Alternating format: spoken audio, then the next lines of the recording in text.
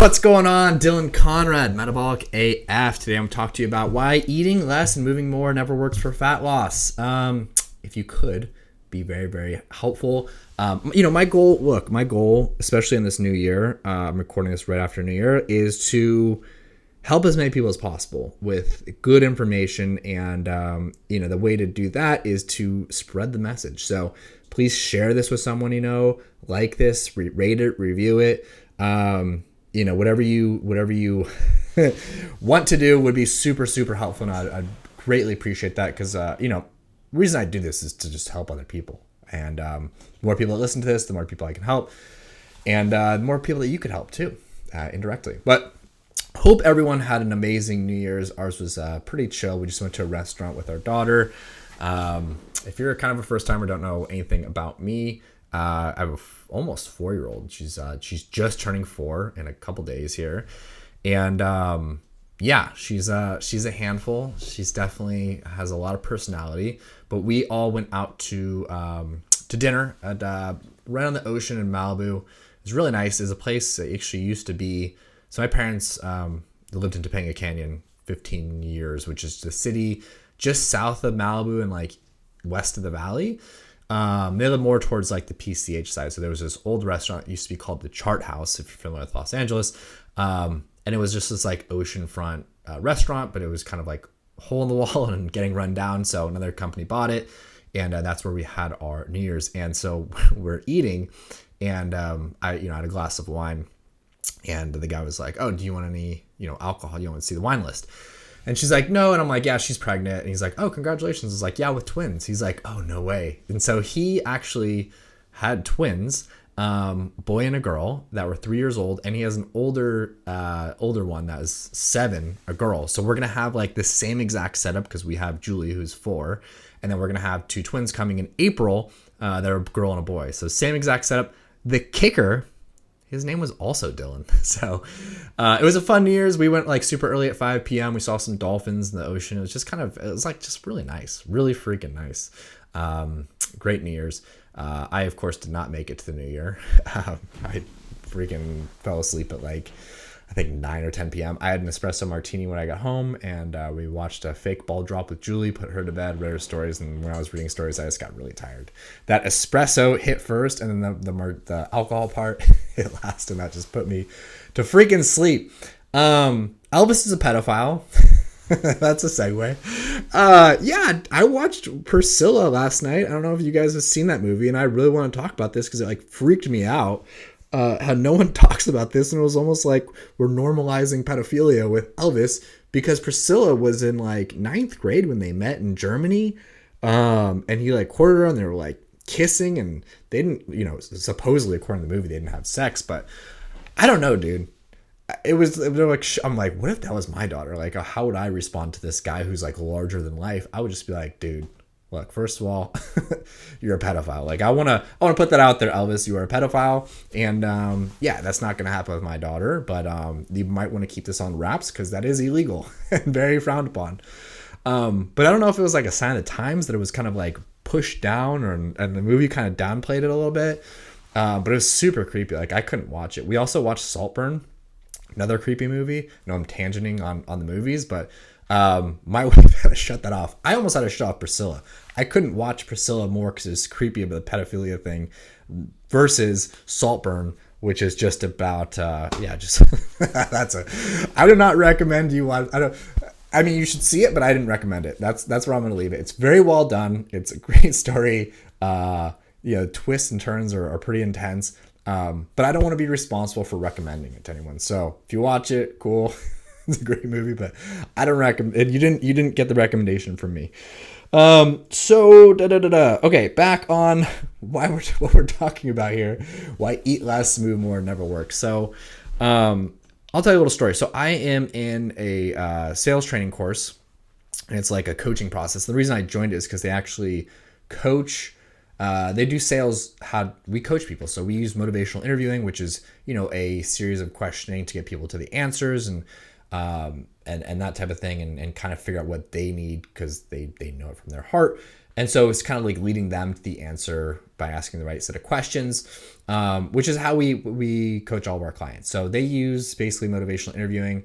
And I was on a coaching call and they were like, Dylan, like if you were going to tell someone how to lose weight, you'd probably say like, yeah, you got to like eat better and like exercise. I'm like, not really. Like if you want to simplify and break it down, like maybe sometimes, but like 9 times out of 10, that's not going to work. And so I was kind of like, I don't know. I don't even know if I answered it or what it was, but I was like, it was very interesting because I feel like a lot of people out there just like, oh yeah, if I want to get in shape, I just need to eat better. I need to exercise. It's like, no, there's a lot more to it than that. And it's not just eating less, and it's not just eating better, and it's not just eating, it's not just exercising more.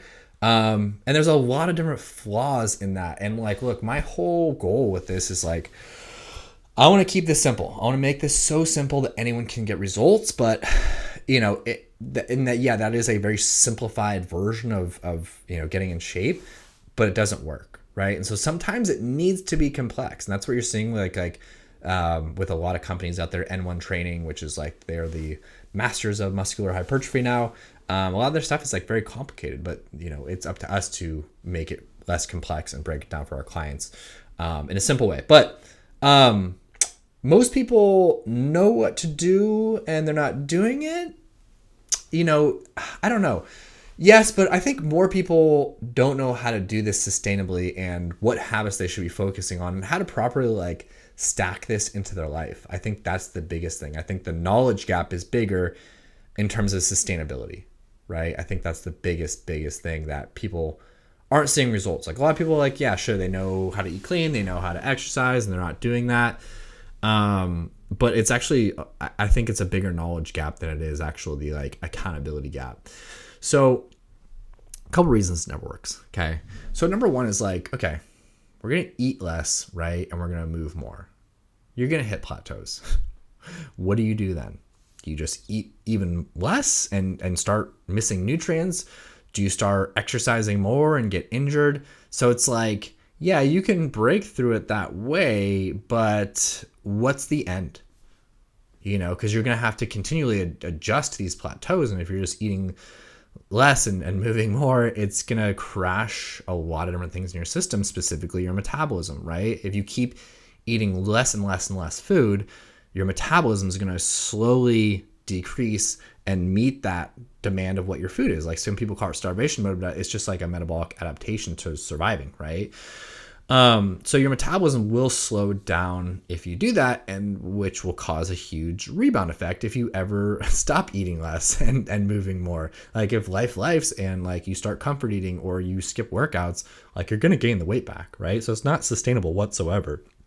It also could, if you're a female, it could be the wrong training for your specific female physiology, whether you're menopausal, postmenopausal, birth control, hormonal IUD, or an HRT, hysterectomy, whatever it is. Like you might be like moving more, right? Might be wrong for your system, right? So if I think moving more, like I think about overtraining. Like, okay, we have to move more. We have to increase the frequency of how often we're exercising, which can a lot of times lead to overtraining.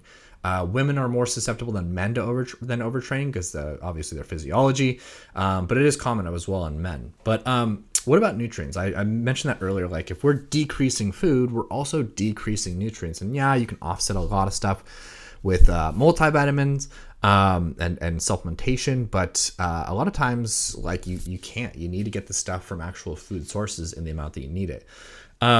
Eating less, moving more, right? Eating less calories. More importantly is actually your protein intake, your carb intake, your fat intake, and specifically what those ratios are going to look like. And if you're eating less, you could be at a high risk of going too low in fats, which can be very, very damaging to your system, right? So if you're going extremely low fat, I forget what the equation is. I think it's like 0.25 of overall, maybe less. Like I'll have to figure that out. But if you're going too low in fats, it can be really, really damaging to your system. So I think like just rule of thumb, don't go below 40 grams. If you're a woman, and if you're a guy, probably like 50-60. I'll have to get the exact equation. This is killing that I can't like pull it up on the spot. But in terms of protein, fat, like and carbs, there is a ratio that's going to work best for your specific physiology, your body type. If you're more insulin resistant, obviously if your metabolism's tanked, you need a reverse diet. Like there's going to be a lot of different changes that need to happen there. And then what about, I kind of addressed this earlier, like what about, and I listed all these out. What about when your metabolism tanks and it's in the shitter, and after you hit your goal? So say you lost all the weight you wanted to, and your body's metabolism is going to, it's going to downregulate. It's going to slow down. That's just a natural thing that happens in your system. What happens when you downregulate your metabolism, you hit your goal? What then? What do you do then? And that's why you got to reverse out of it. You have to reverse diet out of that deep deficit unless you want to gain the weight back. Your ghrelin and leptin are off the charts when you're losing weight and when you're eating too little of calories, which if you're eating less, like you're going down, down, down, down, and you might get addicted to that too. It is addicting. Like if you're losing weight on like a very hypocaloric diet, it's addicting because you're losing like, wow, I just dropped like 2 pounds overnight. This is great. This is working. I feel like way skinnier. And it gets addicting, but it's like, it's really bad for you because you're, if you're addicted to that, you want to like, okay, more is better. So let me just go lower and lose more weight quicker. And then your ghrelin and leptin are off the charts. And it's like, you're fighting these cravings all day long, and these satiation when you're actually eating food isn't there. And it just feels like you're eating, but not eating, if that makes sense. Like it feels like you're eating, but nothing's ever going in your stomach. If you hate the exercise you're doing, if someone's like, oh, move more, you're like, okay, like I'm going to do X, Y, and Z. But if you don't like it, you're not going to stick to it. Best diet and exercise plan is the one that you stick to. That's research-based. It's all the scientists say, right? They always say the best diet and training program is the one you stick to. Because at the end of the day, like nothing else matters except for consistency. Yeah. And like eating less is the fucking worst. Like that's not realistic or enjoyable. And that's not going to be sustainable whatsoever. When I think about move more too, I think about cardio, right? That's like the most, repetitive movement. You're getting the most movement in there, and quality over quantity isn't great. Quantity over quality isn't great. Like you want to think quality of movements instead of quantity. And so what should you guys do instead? The goal is to eat as much food as possible while losing body fat. So it's like figuring out what that number is, figuring out like how much protein should I be eating? What should my carbs and fats look like for my specific physiology?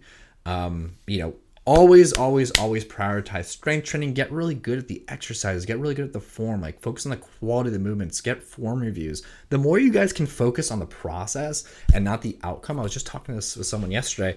The better you're going to do in the long run. The more you're going to stick to it, and your physique and your health and all that stuff. It's going to be a byproduct of your habits.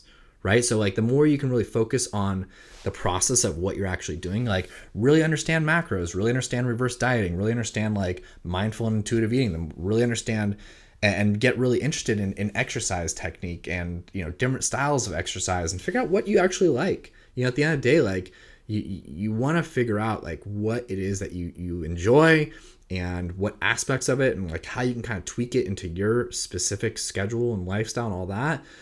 And just keep it simple. A lot of times keeping it simple, we talked about this again, how it's kind of backfiring this statement, but like, I'm not saying eat less, move more. That's simple, right? I'm just saying sometimes you need to get on something that is simple that someone else just gives you. So hire a good coach. If you're interested in our program, if you're a dude, we got our men's shred. If you're a chick, woman, excuse me, we have our Metabolic AF as female program. I'll put the links below so you can click those and put your information, schedule a call, all that good stuff. But if you want to lose 1 to 3 pounds of fat per week, like my mission is really to keep this so simple anyone can see results. But other mission too is to like, I want you guys to look at this as like, you went to college. If you didn't, like you went to school, right? And you picked up these skills and these habits, and you're able to ROI in your life, financially. And so a lot of this is like the same thing with your health. Like you invest in your health and getting the right knowledge and skills so you can ROI on this the rest of your life, and you don't have to keep going back to school, right? Like maybe you'll go to like other things and grad school and this and that, but like the bulk of it's already been taken care of and you're good. So anyways, love y'all. Please like, review, leave a comment if you're on YouTube, and love y'all. Enjoy the rest of your day.